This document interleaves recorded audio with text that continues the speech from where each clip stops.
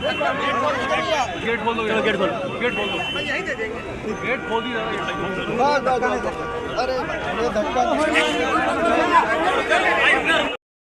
आज आप यहाँ कलेक्टेड आए हो, क्या मकसद है प्रदर्शन का? देखिए, जो हमारा समाजवादी पार्टी का आज उत्तर प्रदेश में आह्वान हुआ है कि जो ये भारतीय जनता पार्टी की सरकार है, चाहे वो उत्तर प्रदेश की हो, केंद्र सरकार की हो, ये सरकार जब से आई तब से दलितों पे अत्याचार बेपनाह बढ़ गए और उत्तर प्रदेश तो देश में नंबर 1 है दलितों पे अत्याचार के मामले में। और जब से केंद्र सरकार भी है, चाहे वो बाबा साहब का मान हो, भारतीय जनता पार्टी के लोग, जैसा कि आप सभी जानते हैं देश के प्रधानमंत्री ने भी बाबा साहब का सम्मान किया था, तो ये दलितों पे अपमान और अत्याचार के खिलाफ आज हम लोगों का ये विरोध दर्ज कराने का है। जिस तरीके से समाजवादी पार्टी के राष्ट्रीय महासचिव और समाजवादी पार्टी के राज्यसभा सांसद आदरणीय रामजीलाल सुमन जी पर करणी सेना के द्वारा, वो भारतीय जनता पार्टी के लोग हैं, भारतीय जनता पार्टी के पाले हुए गुंडे, उन्होंने उनके घर पे हमला किया।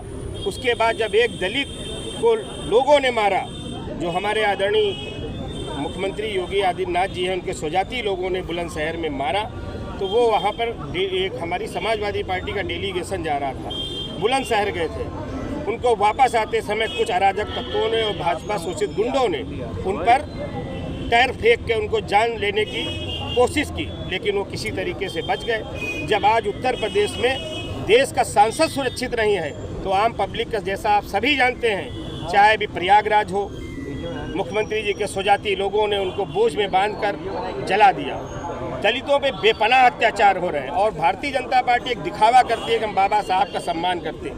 आज बाबा साहब की मूर्तियां तोड़ी जा रही हैं, दलितों को आज घोड़ी पे नहीं चढ़ने दिया जा रहा है, दलित आज मंदिर में नहीं जा रहे हैं। अगर कोई दलित जाता है मंदिर में तो उसको गंगा जल से स्वच्छ कराया जाता। साहब, ये भारतीय जनता पार्टी की सरकार में है। तो मेरा विरोध है कि भारतीय जनता पार्टी के लोग, केंद्र सरकार और उत्तर प्रदेश सरकार दलितों पे अत्याचार बंद करें, वरना ये आज तो हमारा विरोध है, हमारा एक ज्ञापन है महामहिम जी के लिए, वरना समाजवादी पार्टी सड़कों पर उतरकर प्रदर्शन भी करेगी और जो लड़ाई होगी भारतीय जनता पार्टी से लड़ने का काम करेगी। चलिए, ये तो रहा आज का मुद्दा। कल एक फैसला आया है जातिगत जनगणना का, जी, उसको लेकर समाजवादी पार्टी का, देखिए, समाजवादी पार्टी माननीय राष्ट्रीय अध्यक्ष जी ने बहुत मुखर तरीके से इस मुद्दे को उठाया कि जातिवार जनगणना होनी चाहिए, जिसकी जितने हिस्सेदारी उसकी उतनी भागीदारी होनी चाहिए, क्योंकि ये जो सरकार है ये 3% लोगों को सब कुछ दे रही है और जो 90% लोग हैं उनका आज हक और उनके आरक्षण पे डाका डाला जा रहा।